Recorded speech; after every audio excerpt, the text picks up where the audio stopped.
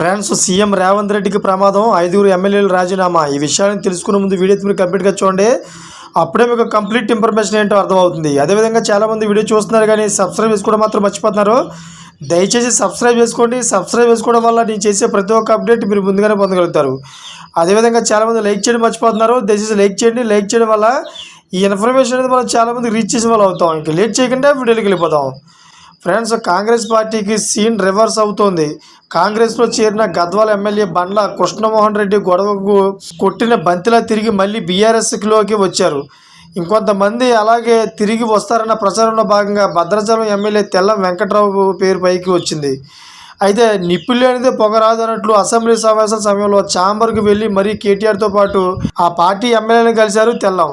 అయితే బండ్ల కృష్ణమోహన్ రెడ్డి మనసు మార్చుకున్నారని, అదేవిధంగా కలిసి వెళ్ళిన వెంటనే తెల్లం వెంకట్రావు కూడా బీఆర్ఎస్ నేతలు కలవడం చర్చనీయాంశం అయింది. అయితే కాంగ్రెస్లో చేరిన ఎమ్మెల్యేలను ఇంకొందరు యూటర్న్ తీసుకుంటారని తెలుస్తోంది. తెల్లం వెంకట్రావు కూడా తిరిగి వస్తారని అంటున్నాయి.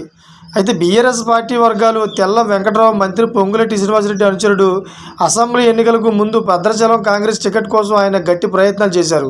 అయితే కాంగ్రెస్ సిట్టింగ్ ఎమ్మెల్యే వేరే ఉండడంతో అతనిని కాదని టికెట్ ఇవ్వడం కుదరదని చెప్పేసింది కాంగ్రెస్ అధిష్టానం.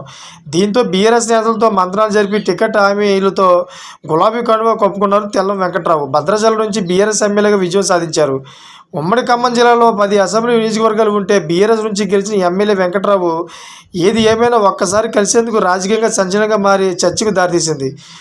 దీంతో తెల్లం, అరికపూడి గాంధీ, ప్రకాష్ కాళే యాదవ్, పోచారం, సంజయ్ కుమార్ మళ్ళీ వాపసు రానున్నారట. Thank for watching friends.